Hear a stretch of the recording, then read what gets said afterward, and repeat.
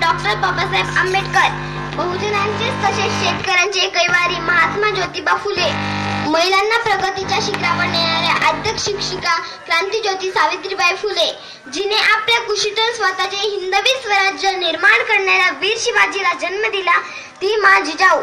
शेतकऱ्याच्या मिरचीच्या ढेटालाही हात लावू नका, शेतकऱ्याच्या मिरचीच्या ढेटालाही हात लावू नका, नाहीतर तुमचे हात कलम केले जातील, असे स्वतःच्या सेनेला बजावणारे छत्रपती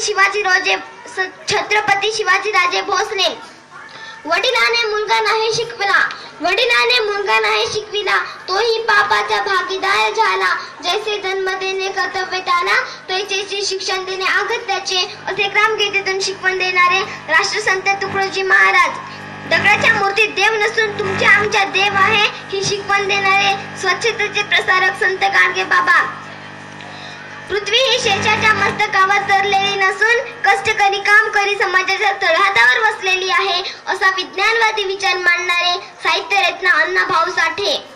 आरक्षणाचे जनक राजर्षी शाहू महाराज या तमाम महापुरुषांच्या विचारांना आणि त्यांच्या कार्याला मी अशीच पृथ्वीराज मेश्राम त्रिवार वंदन करतो व आज प्रजासत्ताक दिनानिमित्त आयोजकांनी मला बोलण्याची संधी दिली त्याबद्दल मी त्यांचे प्रथमतः आभार मानतो आणि माझ्या भाषणाला सुरुवात करतो. सूर्य कधी कुणाच्या तळहाताने झाकत नाही, सूर्य कधी कुणाच्या तळहाताने झाकत नाही, हिमालय कुणाच्या बापालाही वाकत नाही, आणि मी खरं बोलतो, कुणाची आडवायची ताकद नाही, आणि ती ताकद देण्याचे काम आपल्याला बहुजन महापुरुषांच्या विचारांनी केलेले आहे आणि त्या विचारांच्या पायीक असल्याचा मला अभिमान आहे. मित्रांनो, 26 जानेवारी 1950 रोजी आपला भारत देश प्रजासत्ताक देश म्हणून निर्माण झाला. जगात सुंदर अशी राज्यघटना डॉक्टर बाबासाहेब आंबेडकरांनी या देशाला बहाल केली, परंतु भटाला दिली ओसरी आणि भट हळूहळू हातपाय पसरी या म्हणीप्रमाणे ज्या राज्यकर्त्यांना राज्यकारभार देण्याची संधी दिली, तेच राज्यकर्ते आज आमच्या जीवावर उठले आहेत.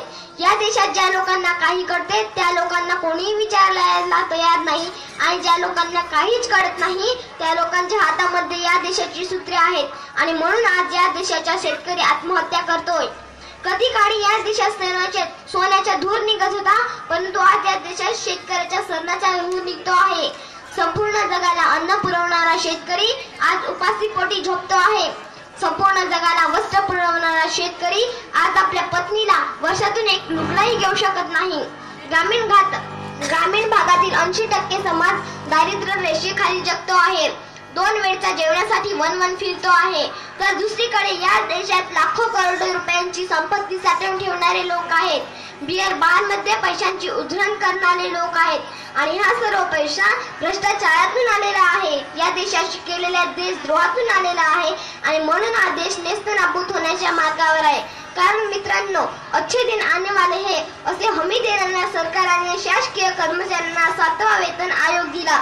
त्यांना अच्छे दिन आले. उद्योगपतींना स्टँडअप इंडिया स्टार्टअप इंडियाच्या सवलती दिल्या, त्यांना अच्छे दिन आले. परंतु शेतकऱ्यांना काय दिलं? त्यांच्या बेरोजगार मुलांना काय दिलं?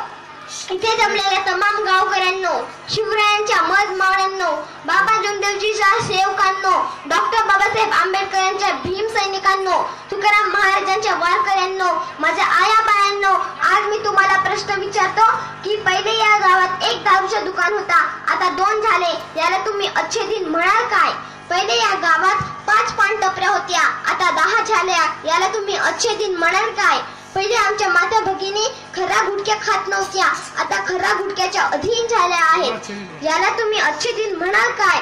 तर शेतकऱ्यांच्या जीवनात कोणते अच्छे दिन आले? त्याच्या पिकाला भाव नाही, त्याच्या शिकलेल्या पोराला नोकऱ्या नाही, हेच काय अच्छे दिन? याचा आपण विचार करत नाही, कारण आम्ही अडाणी आहोत, अज्ञानी आहोत. माणसामध्ये जातीभेद करणारे आम्ही आहोत. जिवंत माणसाला लाथा मारून दगडाला माथा टेकवणारे आम्ही आहोत, आणि म्हणूनच आम्हाला आत्महत्या करण्याची वेळ येत आहे. परंतु शेतकरी राजांनो, माझ्या मायबापांनो, आत्महत्या करायची नाही, आपल्या घर उघड्यावर पाळायचे नाही. उलट तुम्हाला आत्महत्येसाठी मजबूर करणाऱ्या शेठजी भटजी उद्योगपतीसाठी काम करणाऱ्या मनुवादी सरकारला उपटून फेका व त्याच्या प्रेत्याला खांद्या देण्यासाठी आपले खांदे मजबूत करा, आणि त्यासाठी प्रत्येकाने पुस्तक वाचले पाहिजे. पुस्तक वाचल्याने माणसाचे मस्तक सुधारते, आणि जे मस्तक सुधारलेलं असतं ते कधीही कुणापुढे नतमस्तक होत नाही, असा वसा प्रत्येकाने घेतला पाहिजे. समाजाची खणके भरण्यापेक्षा पाठीच्या कानात टाट ठेवण्यासाठीच प्रत्येकाने जगलं पाहिजे. आणि ज्या समाजाच्या पाठीच्या कानात टाट असतो त्या समाजाला भिकेचे डोहाळे कधीच लागत नाही आणि तोच समाज खऱ्या अर्थाने उभा राहतो. आम्हालाही अच्छे दिन पाहण्यासाठी तोच समाज घडवावा लागेल. कारण मित्रांनो, या देशातील 100 कोटी लोक जिवंत असूनही मेल्यासारखे जीवन जगत आहेत. संवेदना शून्य असलेला समाज मुक्याचं, बहिऱ्याचं आणि अंधाचं जीवन जगतो आहे. येथील जनता खचलेली, खंगलेली आणि स्वतःच अस्तित्व गमावून बसलेली आहे.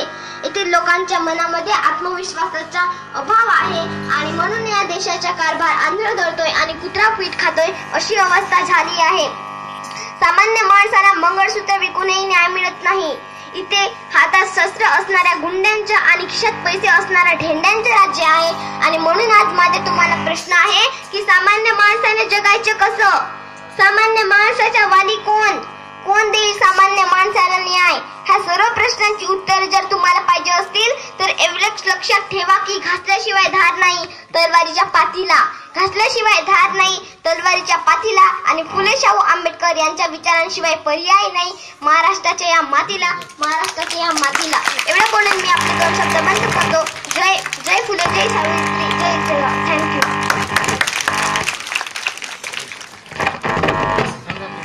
फारच छान. शालिग्रामजी शेळके यांच्याकडून तुला 10 रुपयाचं बक्षीस मिळालं. धन्यवाद. एक गोष्ट बघा, त्याच्या भाषणात ठीक आहे त्याला लिहून दिलं असेल तरी पण त्याला मांडताना, मनातून बोलताना त्याचा आरोह अवरोह या गोष्टीवर इतकं कॉन्फिडन्स आहे आणि कौतुक आहे की ह्या ज्या भाषणाच्या स्पर्धा वगैरे होतात ना, हा अशाच आरामात जिंकत राहणार भविष्यात. आणि विषय जे मांडले त्याला, त्या विषयातून मी एकच सार काढला. आज अशी परिस्थिती आहे की ज्या माणसाला 100 किलो तांदूळ विकत घेता येत नाही तो 100 किलो तांदूळ उचलू शकते. ज्या माणसाला ते 100 किलो उचलता येत नाही तो मात्र त्या तांदळाला घेऊ शकतो. बरोबर, माझं मला समजलं का? 100 किलो तांदूळ ज्याला विकत घेता येत नाही तो त्याला उचलू शकते आणि ज्या माणसाला 100 किलो तांदूळ विकत घेता येतात तो त्याला उचलू शकत नाही. अशी परिस्थिती समाजाची झाली आहे आणि तेच त्यानं आपल्या विचारातून मांडलं आहे. म्हणून आपले विचार परिपक्व बनण्याच्या दृष्टीनं प्रयत्न करा. प्रयत्न केल्याशिवाय परमेश्वर मिळत नाही असं म्हणतात आणि तुम्ही जर प्रयत्न केले तर आपण यशस्वीशिवाय झाल्याशिवाय राहणार नाही.